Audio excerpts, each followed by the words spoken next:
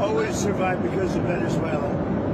Now they won't have that money coming in. They won't have the income coming in. You know, a lot of Cubans were killed yesterday. You know that. A lot of Cubans were killed. Do you know how many? The bodyguards. No, they're looking, but there was a lot of death on the other side. No death on our side, but there was a lot of death on the other side, unfortunately. But a lot of Cubans were killed yesterday, trying to protect them.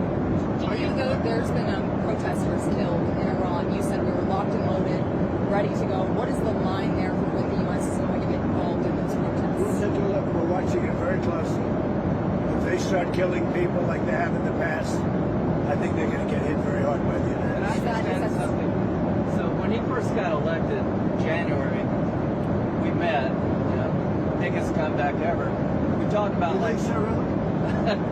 I didn't feel it was a comeback, actually. So Because the first one was... the bottom line is we talked about a drug caliphate in our backyard. We have Venezuela, we have Cuba, we have Colombia in our backyard. And these three countries have been condemned ever since I've been in politics. Joe Biden put a $25 million bounty on Maduro's head. Chris Smith, the day he got inaugurated, said, I hope Trump will hold Maduro's feet to the fire. He did. So what has he done?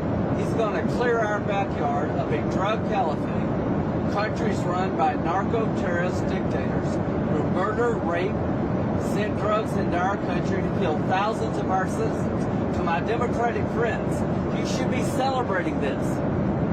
When bin Laden went down, I was the first to applaud President Obama. This was one of the most sophisticated military operations in the history of the country. What they were able to do was amazing. They knew we were coming. We had a good part of the Navy, and they were able to capture this man alive. No military in the world could have done it. And as to this commander-in-chief, he did something people talked about doing. You just wait for Cuba. Cuba is a communist dictatorship that's killed priests and nuns. They preyed on their own people. Their days are numbered. We're going to wake up one day, I hope in 26, in our backyard, we're going to have allies in these countries doing business with America, not narco-terrorist dictators killing Americans. This is a big frigging day. And everybody in the world is thinking differently than they were just a few days ago because of what you did. By the way, you mentioned something that's interesting. Lindsay mentioned bin Laden.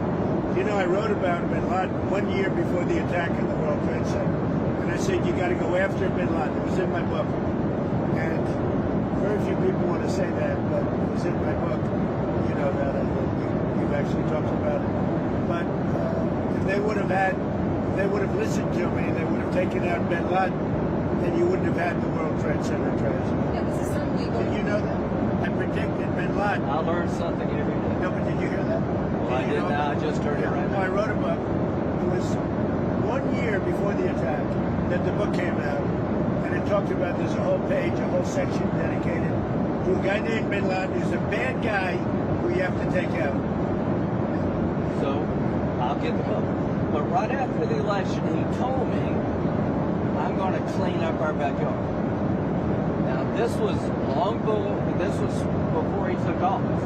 This is one of the president's priorities, is to make sure that people in our backyard, narco-terrorist states, will not continue to kill Americans without it.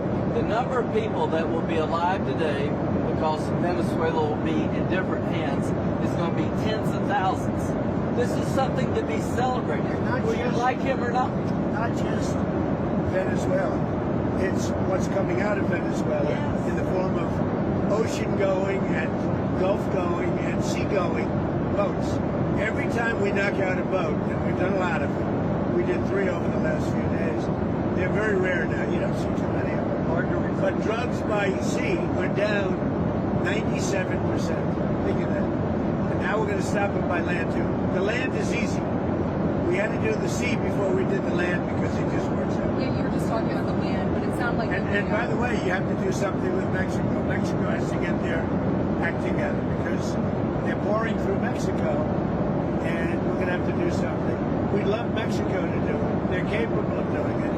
But unfortunately, the cartels are very strong in Mexico. One time, you actually, speaking of Mexico, I asked you about the Claudia Sheinbaum, and you told me at one point you had offered to send U.S. troops into Sure, I Mexico did. to combat drug trafficking there. Is that something you Well, I like Claudia. about? I think she's a terrific person. I would say every single time I talk to her, I offer to send troops. And she's just not willing? She's concerned. She's a little afraid. The cartels are running Mexico. Whether you like it or not, it's not nice to say, but the cartels are running Mexico.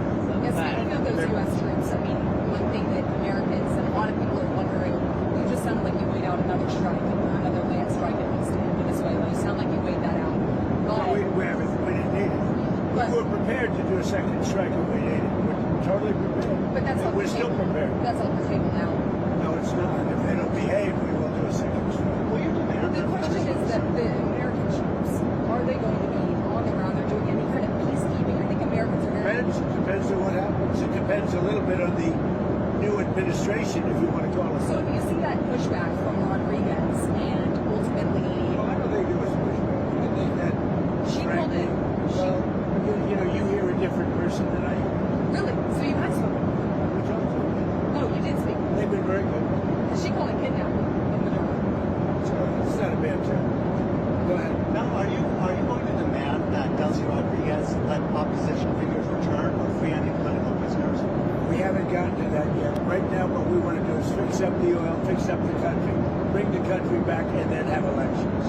Now, is it fair? We better bring the country back, otherwise you're gonna have a mess that's so bad. It was really bad. It's going to get a lot worse unless we go in and fix it. Is the U.S. going to reopen its embassy in Cuba to get the We're thinking about it. We've been asked to do it.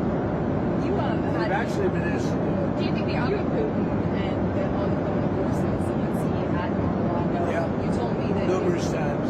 You told me that your New Year's resolution was peace on earth. Do you think that 2026, if you can set a deadline of when the Russia-Ukraine... I don't do deadlines, but I would say that, like as an example, Thailand and Cambodia. I was very proud of that. Wait a minute. And they started up again and they got it solved. Where does that I give myself 1/4 of a point for that. So now I'm 8 1/4 points because they started up Thailand and Cambodia and now it's okay. So where does it actually stand between Russia I and think we'll have a Ukraine deal right now? at some point, hopefully in the not too distant. So I don't know if you saw the numbers just came out. 30,000 soldiers were killed this current month. There was that in 30,000. 27,000 the month before. You and Senator Gray discussed additional budget sanctions. We discuss it all the time. There's nothing else I talk to him. I don't consider him very exciting to talk to, except when we're talking about legislation. And we talk about legislation all the time. You think that's an exciting relationship? It's not. But we talk a lot about legislation, and we have great legislation coming. You want to tell them? So the tariff bill, so here's what I believe. I don't think we could have secured the border without the threat of tariffs. I don't think we'd have a European trade deal without the threat of tariffs. So if you want to end this conflict, then put pressure on Putin's customers. He sanctioned the 2 largest oil companies in Russia, which is the biggest pressure anybody's put on Putin since the war started. But we have 85 co-sponsors to give this president... It's hurting Russia very good, the sanctions. Oh, yeah. So this bill would allow... And India also is both. Yes, sir. So he put a 25% tariff on India for buying Russian oil. I was at the Indian ambassador's house about a month ago, and all he wanted to talk about is how they're buying less Russian oil. Would you tell the president to relieve the tariff? This stuff works. So I'm hoping we'll bring the bill up, and it's from 0 to 500. He picks the number. Nobody else does.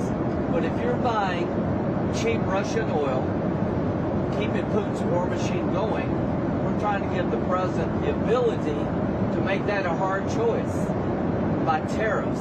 I really do believe that what he did with India is the chief reason India is now buying substantially less Russian oil. So I hope we pass this bill soon. And after Well, this... they wanted to make me happy, basically. He wanted to. Modi's a very good man. Yes. He's a good guy. He knew I was not happy, and it was important to make me happy. They do trade, and we can raise tariffs on them very quickly, and it would be People are very afraid bad of for it. them. All that said, you told me you were very thrilled. And I'll tell you something, the Russian economy is lousy. But what's really lousy is the Venezuelan economy. The Venezuelan economy is, I think, the worst economy I've ever seen. If you look at inflation, things are doubling every day. It's a disaster. We got to fix the country fast. President Trump, are there going to be any more? You said the oil companies are going to go in there. Are there any other companies that you've talked to about dealing with Venezuela? Any, Mr. Lundin could talk about that. Are there any other corporations, entities outside of oil? Outside of the oil business. Like who? Well, the oil business, yes, but outside, yes. Howard, you want to You have steel, you have minerals, right? All the critical minerals. They have a great mining history that's gone rusty. So steel, aluminum, but minerals, I mean, this is all, it's a rich. It was once upon a time one of the great economies and cultures of the world, and it was destroyed. And now President Trump is going to fix it and bring it back. For Venezuela. But it's not easy. It's really gone bad. Any rare earth? But it's got potential. What? Maybe any rare earth minerals? They have rare earth, but everybody has rare earth. Rare earth is not rare. What's rare is the processing. We're doing processing plants. That's right. There's no such thing as rare earth. The rare earth is everywhere. What isn't everywhere is the processing of rare earth, and we have a lot of places going up right now. One thing that makes this blue react to is the Minnesota fraud that we've seen play out. Well, it just doesn't get worse. I've reacted. It's almost not even believable. This very stupid, low IQ governor, he's a very stupid man, because, you know, I had a campaign against him with JD. And he's a stupid man. And he's a corrupt politician. And the Somalians are ripping off our country to the tune of, looks like $19 billion, but that's only what they can find. So usually when you're looking at 19, that would mean it could be 50. But the numbers are astronomical. Think of it. They have a dead country. They don't have government. They don't have anything. They don't have a military. All they do is run around shooting people and trying to capture ships. You know, we don't let them take ships anymore. You know why? We use the same exact missile on them that we use on the drug carriers. And it's very effective. You notice there's nobody capturing ships anymore? Because as they head out to go capture the ship, and the ship doesn't want to fire back because it's very flammable stuff in many cases. And the insurance companies don't want, because they build $1 billion ship, and they don't want anybody firing rockets into the ship. But we're hitting them so hard, and it's very similar. Same missile system. It's called deadly accurate. And you notice that ships aren't being taken anymore. The pirates aren't. No Somali birds. It's actually very easy. They head out. We say, guess what? There's pirates. Beam. That's the end of the pirates. The shipping business is coming back. See, these are little things that we're doing, and I'm doing it not just for American ships. I'm doing it worldwide, because we don't want ships taken by Somalia pirates. But what they are doing is they're stealing money from the American taxpayer. And every one of them should be forced to leave this country, including Ilhan Omar, who's a total crook. And she's one of the leaders of it. Not the only, because she's not that smart. But think of it. $19 billion at least they've stolen from Minnesota and from the United States. It's actually more from the United States, because Minnesota puts in, and we're not going to pay it anymore. We're going to have walls go pay. We're not going to pay them, and we're not going to pay California, and we're not going to pay Illinois with that big slob of a governor that they have that doesn't want, we brought down crime by 25%. He didn't do anything. He's not doing anything. But they want us to leave. He had a day where they had 17 murders, not too long ago. 17 murders and 77 people shot. But 17 died. And then he talks about, we can handle it. He can't handle it. But we pull back, and we'll go in at the appropriate time. But we're the ones that brought the crime down. We brought it down 20%. They didn't bring it down. Pritzker didn't bring it down. Same thing with Gavin Newsom. If we didn't go in to Los Angeles 7 months ago when they had the riots. Even the police commission, the head of police, said if we didn't have the federal government go in, we would have lost total control of the city of Los Angeles, and they would have had to cancel the Olympics. Think of that. Speaking of Los Angeles, the National Guard, you pulled out the National Guard out of Portland We did. in Los Angeles. You know what? You know that Portland, we got it down to almost no crime, you know? But we pulled it out. We had a Supreme Court decision. We can go back. We're allowed to go back in. But we'll go back in when the crime starts. Look, the crime will soon start because they now know that we're out. And at the appropriate time, we'll go back in. And we may, if we're allowed to. The most powerful thing we haven't used, the Insurrection Act. You're considering using the I've insurrection. always Where? considered it, but we haven't needed it anywhere. 48% of the presidents of this country have used it. Bush used it, I think, 22 times or something. You know, I mean, Bush the elder. What do you short term, next 2 weeks, what do you need from Delcy Rodriguez? You've threatened Just them. total access.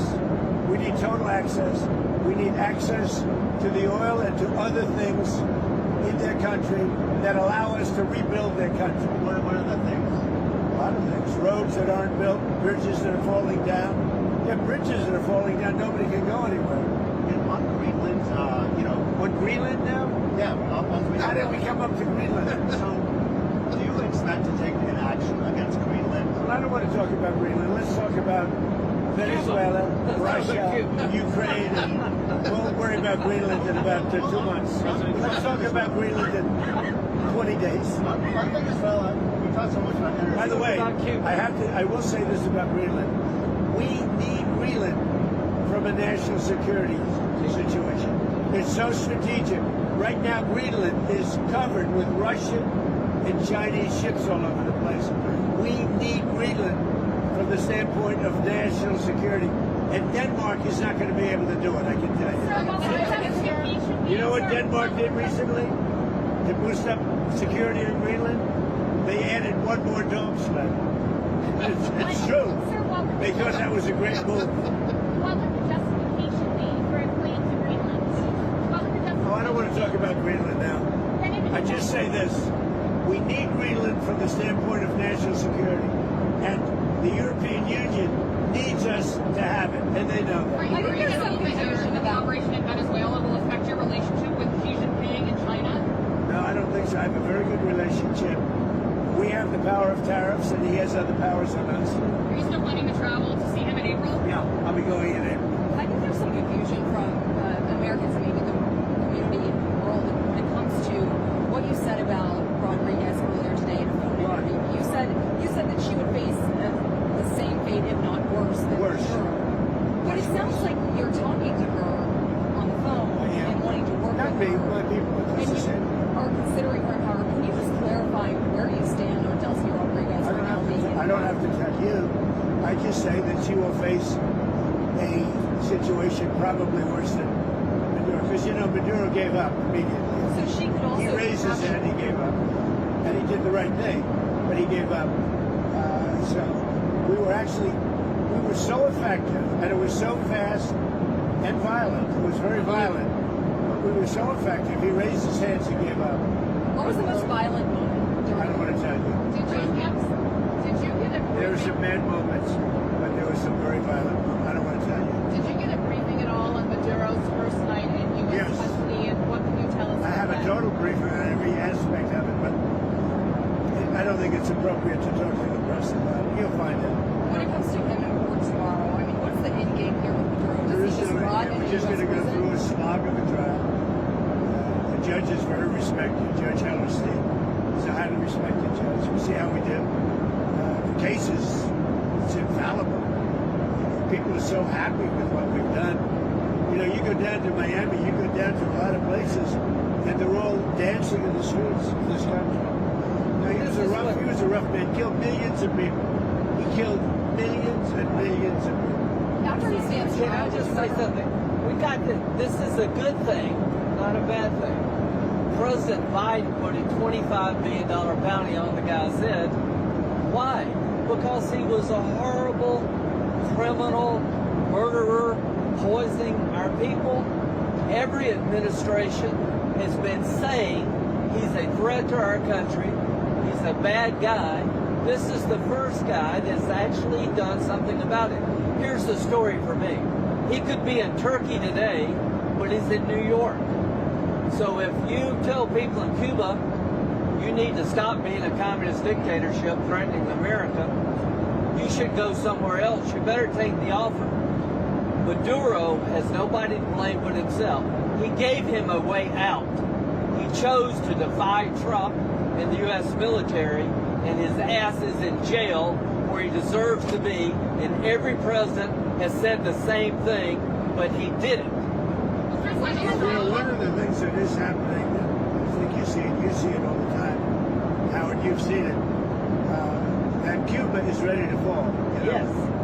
Cuba looks like it's ready to fall. I don't know how if they're going to hold out. Is there a final But straw? Cuba now has no income. They got all of their income from Venezuela, from the Venezuelan oil. They're not getting any of it. Is there a final And straw? Cuba literally is ready to fall. And you have a lot of great Cuban Americans that are going to be very happy about this.